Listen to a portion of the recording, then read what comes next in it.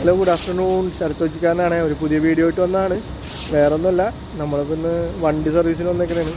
നമ്മൾ സെയിൽസിലാണുള്ള വർക്ക് ചെയ്യണം. അപ്പോൾ വണ്ടി ഇന്ന് സർവീസിൻ്റെ ഡേറ്റാണ്. അപ്പോൾ വണ്ടി സർവീസ് ചെയ്യാൻ വേണ്ടി വന്നപ്പോഴേക്കും കുറച്ച് സമയം നമുക്കുണ്ടായിരുന്നു.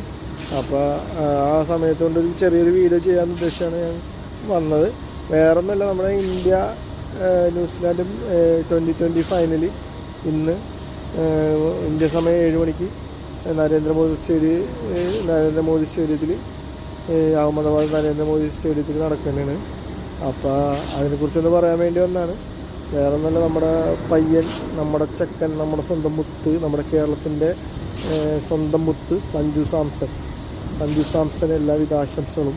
അതുപോലെ തന്നെ നമ്മുടെ ഇന്ത്യൻ ടീമിലെ എല്ലാ ആളുകൾക്കും, കളിക്കുന്ന ബാക്കിയുള്ള എല്ലാ ആളുകൾക്കും എല്ലാവിധ ആശംസകളും. ഓക്കെ, അപ്പോൾ നമ്മൾ അതിനു വേണ്ടി വന്നതാണ്.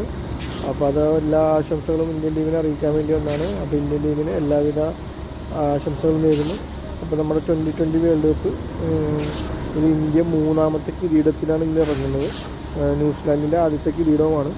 അപ്പോൾ നമ്മളിപ്പോൾ ഇനി അവിടെ ഫോമല്ല, വരുൺ ചക്രവർത്തി ഫോമല്ല, അഭിഷേക് ശർമ്മ ഫോമല്ല, അതൊന്നുമല്ല വിഷയം. ഇന്ന് നമ്മൾ വന്നിരിക്കുന്നത് എന്ന് വെച്ച് കഴിഞ്ഞാൽ ഇന്ത്യ ഇന്ന് വേൾഡ് കപ്പ് അടിക്കണം. നമ്മുടെ എല്ലാവരുടെയും ആഗ്രഹം അതാണ്.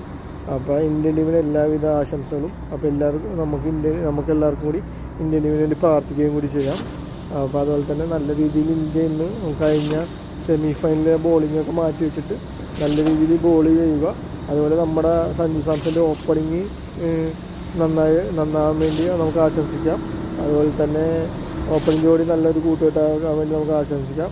അതുപോലെ തന്നെ ഇന്ത്യൻ ടീമിനും നമ്മുടെ സഞ്ജു സാംസണും എല്ലാ ടീമംഗങ്ങൾക്കും ഇന്ത്യൻ ടീമിനും എൻ്റെ എല്ലാവിധ ആശംസകളും അതൊന്ന് പറയാൻ വേണ്ടിയാണ് ഞാൻ വന്നത്. അപ്പോൾ എൻ്റെ ഈ ചെറിയ ബ്ലോഗ്സ് നിങ്ങൾ എല്ലാവരും കാണുക, എന്നെ സപ്പോർട്ട് ചെയ്യുക, ലൈക്ക് ചെയ്യുക, ഷെയർ ചെയ്യുക. ഓക്കെ, സൈനിങ് ഔട്ട് ഓഫ് നിങ്ങളുടെ സ്വന്തം ശരത്ത് കൊച്ചിക്കാരൻ. ഓക്കെ.